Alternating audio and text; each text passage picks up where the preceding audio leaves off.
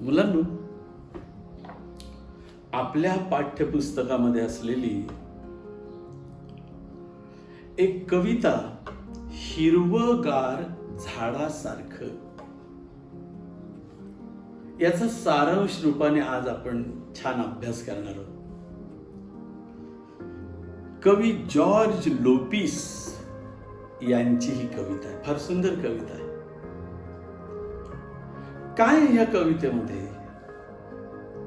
या कवितेमध्ये झाडांचं महात्म्य सांगितलंय. झाडं कशी असतात? ही झाडं जणू सजीव आहेत अशी कल्पना करून झाडांबाबत वेगवेगळ्या भावनांच्या कल्पना कवीने या ठिकाणी केल्या. कविता थोडी मोठी आहे आणि मुक्त छंदातली आहे. कवीच्या मनात आलेले विचार ओघवत्या शब्दात कवीने जसे मनातून येतील तसे इथं मांडले. या कवितेला अक्षर संख्येचं बंधन नाही, मात्रांचं बंधन नाही, लघुगुरु नाही, गण नाही, वृत्त नाही. अशाला आपण त्या कवितेला मुक्त छंदातली कविता असं म्हणतो. मुलांनो, ही कविता म्हणजे मुक्त छंदाचा एक सुंदर आविष्कार आहे. काय ही कविता? ही कविता आहे झाडांकडं पाहण्याची आपली दृष्टी ही कशी पाहिजे आणि ही झाडं कशी असतात, काय झाडांचं महात्म्य आहे, काय झाडांच्या संवेदना आहे, हे जोपर्यंत आपण कवीसारखे स्वतः संवेदनशील होत नाही, स्वतः त्याचं सुख दुःख जाणून घेण्याचा प्रयत्न करत नाही, तोपर्यंत झाड ही कविता आपल्याला नीट समजणार. खूप छान छान अशा प्रकारच्या कल्पना झाडांकडे पाहून कवीच्या मनामध्ये येतात. काय वाटतं त्याला? तो म्हणतो, झाड म्हणजे मला एखाद्या ध्यानस्थ बसलेल्या ऋषीप्रमाणे वाटतं. ऋषी जसा समाधी लावून निश्चलपणे बसलेला असतो, हालचाल न करता बसलेला असतो आणि त्याचं एक प्रकारचं चिंतन चालू असतं, तपश्चर्या साधना चालू असते. ही स्तब्ध उभी असलेली झाडं पाहिल्यानंतर कवीला असा भास होतो की अरे ही झाडं नाहीयेत, जणू काही मौन धारण करून म्हणजे न बोलता बसलेले जणू हे ऋषी आहेत आणि ते कसलं तरी दिव्य अशा प्रकारचं चिंतन करतायत.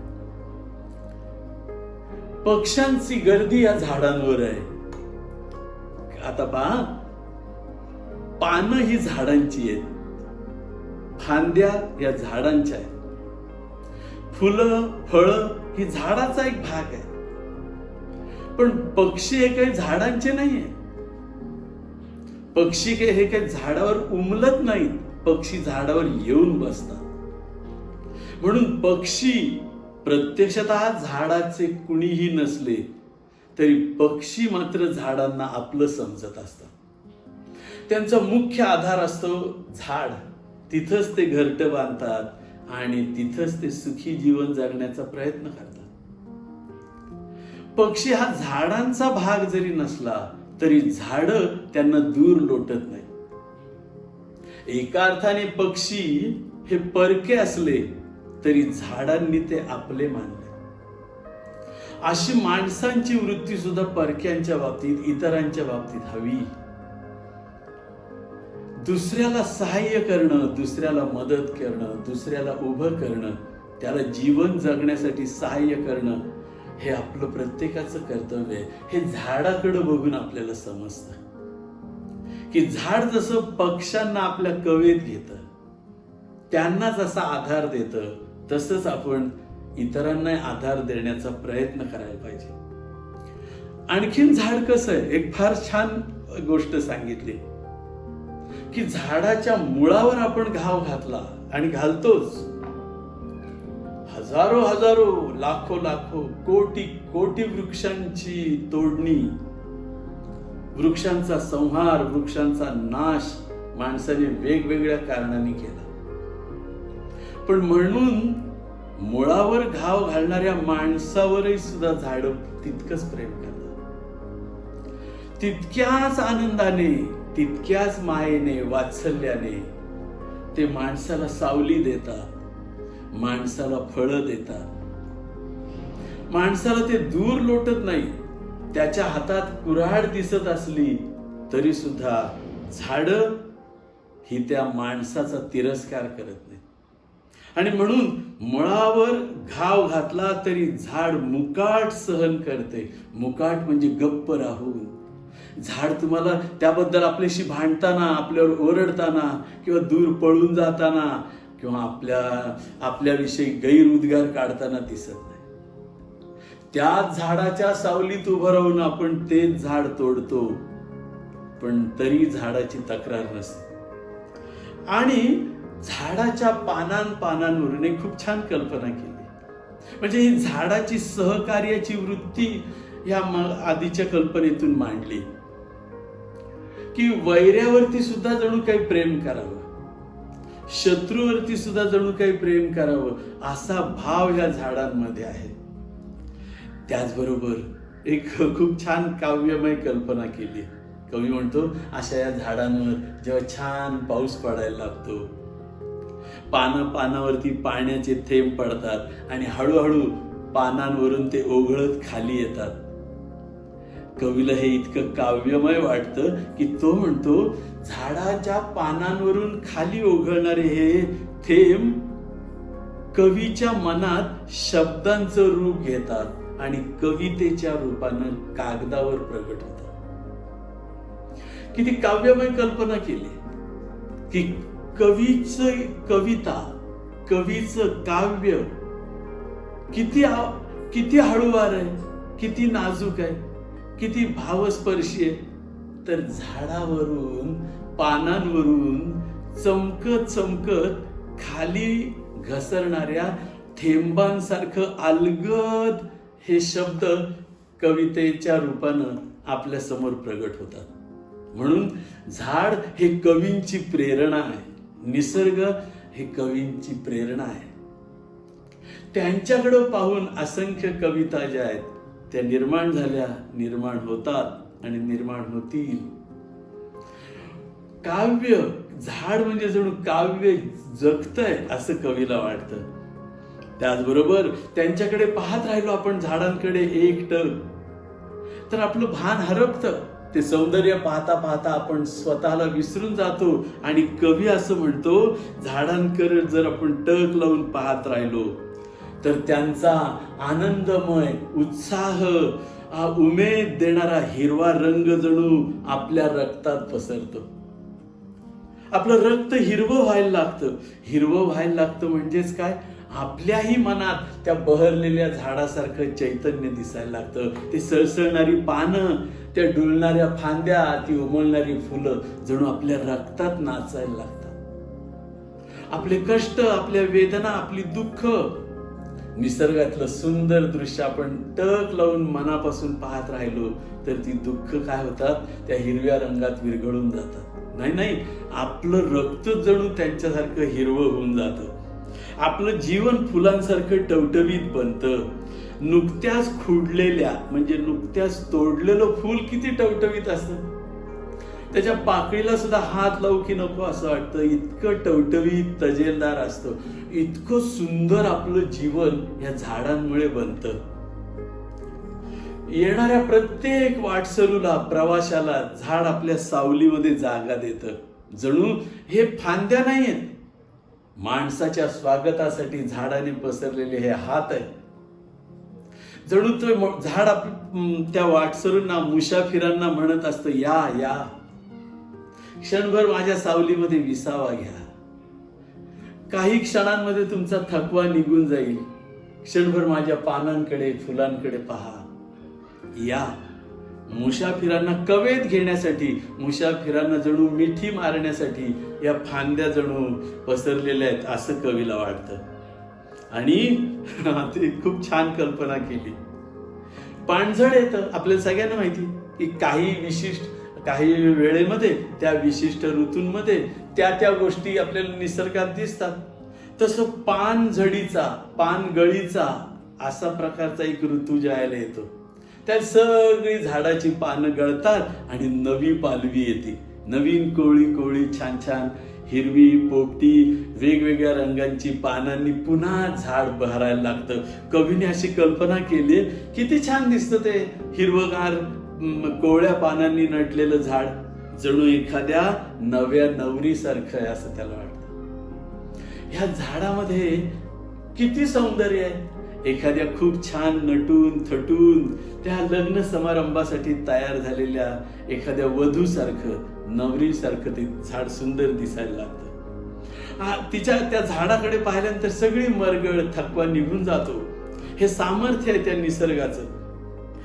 अनेक पक्षी, नवीन पालवी आलेत, आता फळं येतील, फुलं येतील, मध टिपायचं आहे, फळं खायचे. अनेक पक्ष्यांचा मंजूळ नाद झाडांभोवती दिसायला लागतो. पक्षी झाडावर गर्दी करायला लागतात. त्यांच्या मंजूळ स्वरात पक्षी कूजन करू लागतात, गाऊ लागतात, ओरडू लागतात. आणि काय करावं तर झाडांच्या पानांची सळसळ आहे ना, सळसळ म्हणजे हलणं, पानांचा येणारा आवाज. पानं एकमेकांवर वाऱ्यामुळे घासली जातील त्याला आवाज येतो. कवी म्हणतो तो आवाज पानांचा आवाज नाही, झाडं आनंदाने हसतायत, त्या हसण्याचा आवाज आहे.